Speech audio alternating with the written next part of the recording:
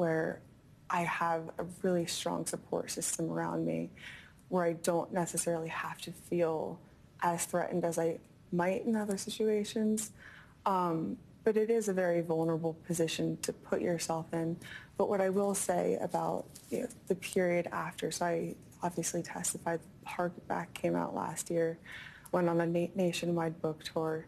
So I've had about 6 months to sort of decompress and try to retain as much as I could and collect my thoughts, how I wanted to move forward. And what I found from this experience is not only did this ground me more firmly in my conservative principles, which candidly I was worried at one point that I was going to lose. I went through this period of sort of questioning what I believed in because I had worked for Donald Trump. I really believed in him.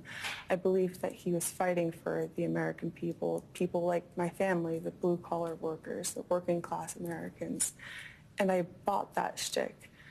But in this period, I've seen very clearly how deeply he manipulates people, how deeply he's been able to use his power to seduce people into believing him, that he is the solution to their problems, and it's only him. So for people like me who really did believe in him, my loyalty to him felt like a very small price to pay in exchange for him actually helping the country heal. I see very clearly now that that is predatory behavior in my view.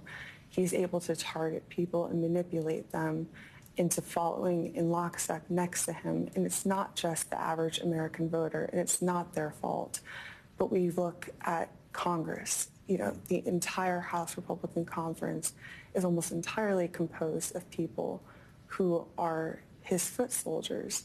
So as important as it is to keep him out of the Oval Office in this election cycle, we really need to focus on the House and the Senate to make sure that this period is behind us and we can start rebuilding a better Republican Party. We're going to squeeze in a commercial break. I'd like to ask you